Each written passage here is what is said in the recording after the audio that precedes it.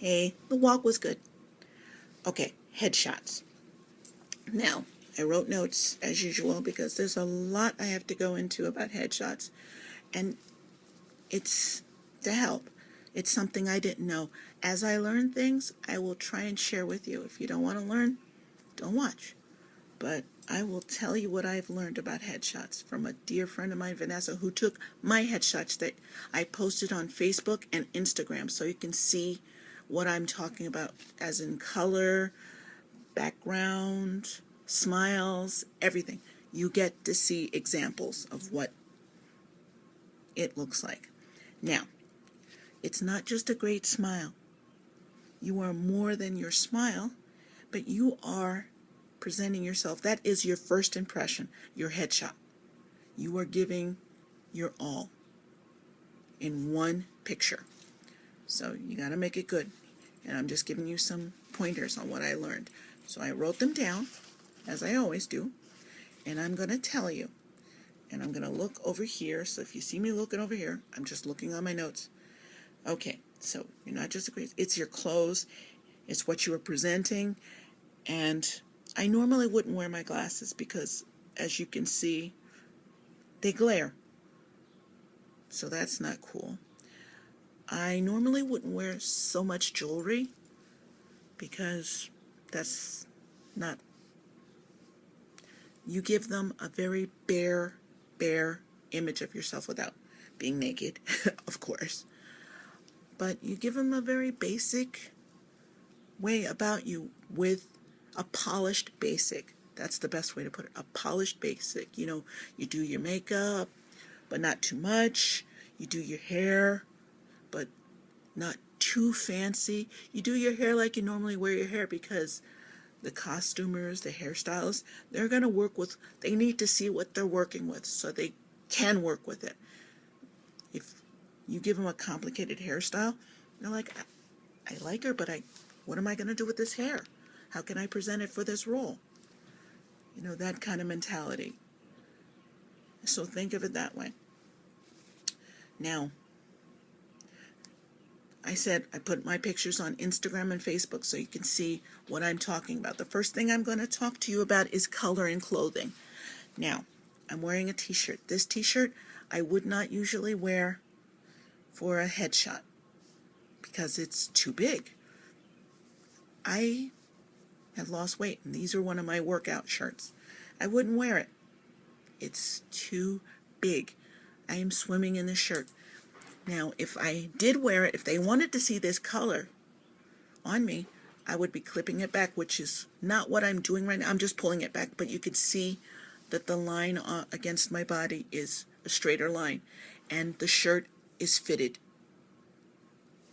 because, as you could see, I start pulling it back, and you notice that it's getting baggier, and that just makes me look bigger on screen, on camera, and they don't want that unless they want a girl in baggy clothes that looks bigger in baggy clothes. Hi. So, and also there's color. Now, you've seen my complexion. You got to figure out what colors work with your complexion. Some people look good in this color. Some people look good in, a blue, a pink. It depends what works for you. Now, my complexion and my skin tone, jewel tones. I was always told jewel tones work for my skin because it brings out, I have like undertones. Everybody has an undertone, which means that underneath your main face there is a little touch of another color.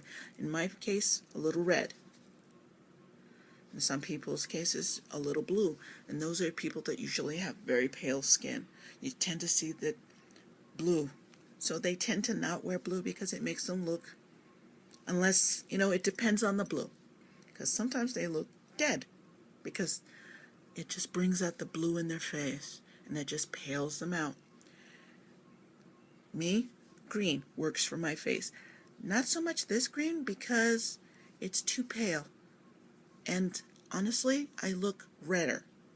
I probably look like a little sunburn. So, I wore a green shirt like this in my headshot pictures, and it was a richer jewel tone. I was told jewel tones work for me. So I wore the jewel tone green, and it brought out the pink in my cheeks, but not in the way that I would look wrong. It looks like I'm wearing blush, which I wasn't, but it brings out the pink in my cheeks, which is a good thing. And I was wearing makeup, so it kind of pushed a little bit of my lipstick out. So that's what I mean. Find what colors work for you. Also, when Vanessa was taking pictures, she was looking at my background and just noticed things. Like you can see right here, this painting. You notice it. It's distracting. Not good. If someone were to see that, they'd say, that's amateur. So, no. She just wants a flat, nice background so that the focus is on me and it pops out the rest of the colors that you're wearing. So I wore a green like this, and I wore a denim jacket because the colors complemented each other and they also complemented my face. So it works. In some cases, some photographers may want multiple changes. It happens. It happens. And that's a good thing too, because you have a lot of options to choose from. Plus, you have to change your makeup and everything. I didn't have multiple changes because this is my first headshot. So, eventually, like the next ones, I'll give multiple changes and you'll see everything else. So I'm looking at it again. Makeup. Okay. Like in those pictures that I posted, I wear very basic makeup. You don't want to overdo it. You don't want to show clown makeup when you're not a clown. You want to show hooker makeup when you're not a hooker. You want to show your best face as clean as possible without makeup, without looking like you're not wearing makeup. You want to be as polished, natural polished. Now the beginning, before those pictures, I had no makeup on like I have now. None. It's not good for pictures because they're like, eh? A lot of casting directors would like to get some kind of idea of what you look like with makeup on before you're actually made up. They want an idea.